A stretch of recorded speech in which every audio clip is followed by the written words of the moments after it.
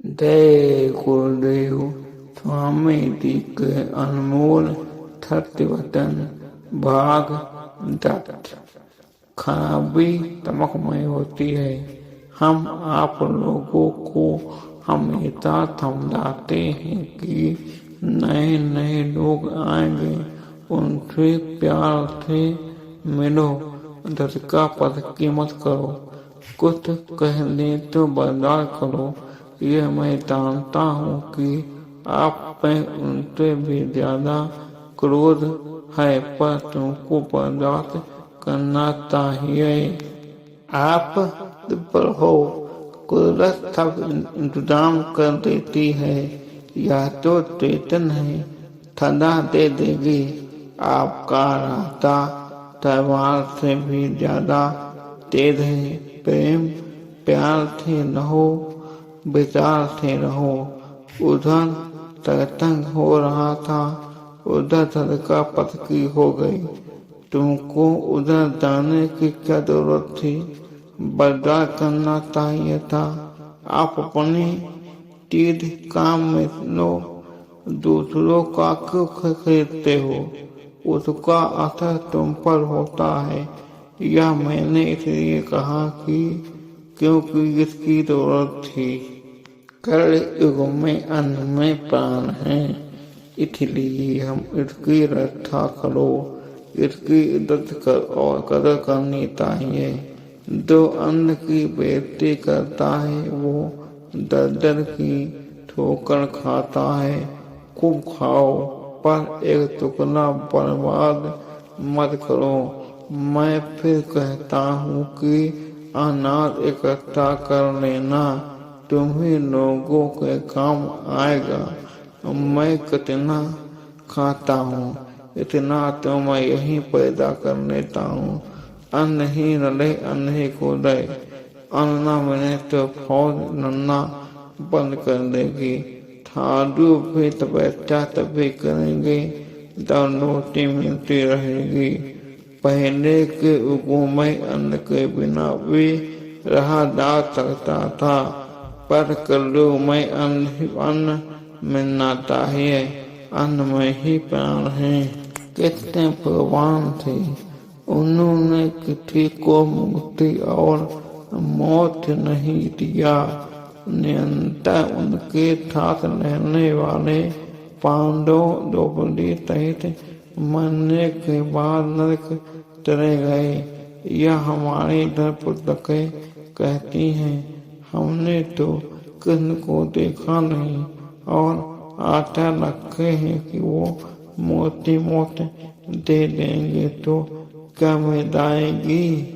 मैं वो इंसान हूँ और तुम्हें विश्वास दिलाता हूँ कि अगर तुमने नेता बताया है, भजन ध्यान तुरंत चित लगाकर लगन के साथ किया और तुम्हारी तितली आग जिब्दत नहीं खुलती है, तो मैं जिम्मेदार हूँ। लेकिन इसके पहले तुम्हें जिम्मेदार बनना होगा। अभी दुष्टों का विनाश नहीं हुआ है और दुष्टों का विनाश दुष्ट ही करते हैं।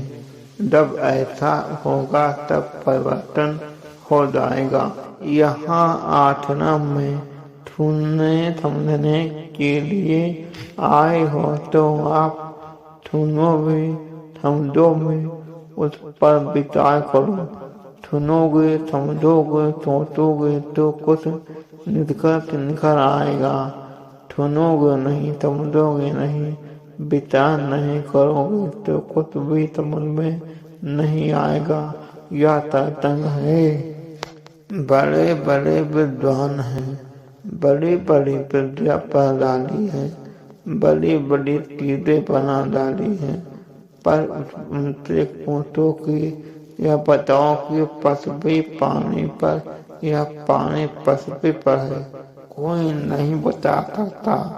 सत्य यह है कि सब एक दूसरे से जकड़े रहते हैं। जब शब्द खींचता है तो सब पृथ्वी बड़े बड़े पहाड़ भूर भूर होकर खत्म हो जाते हैं।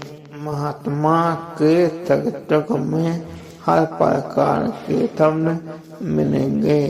इसमें तंत्राणु परमार्थी तैरने वाले चालकों सबके लिए शब्द रहते हैं। सब अपने अपने शब्द को पकड़कर अपना काम बना लेते हैं। जो अच्छे चालक होते हैं वो अपनी बात को पकड़ लेते हैं और उसे हर कोई नहीं समझ सकता। महात्मा जब एक स्थान पर रुक जाते हैं तो उनका सत्संग मिलते रहने से लोगों का जीवन बदल जाता है। फिर धीरे धीरे सुनते लोग भजन करने लगते हैं। इसीलिए सत्संग जरूरी है। जिस प्रकार का कर्जा ज्यादा लगा है वह सत्संग में नहीं बैठ सकता। महात्मा अपनी ताल धार ऐसी कर लेते हैं कि जिनसे लोग सत्संग में छोड़कर चले जाते हैं।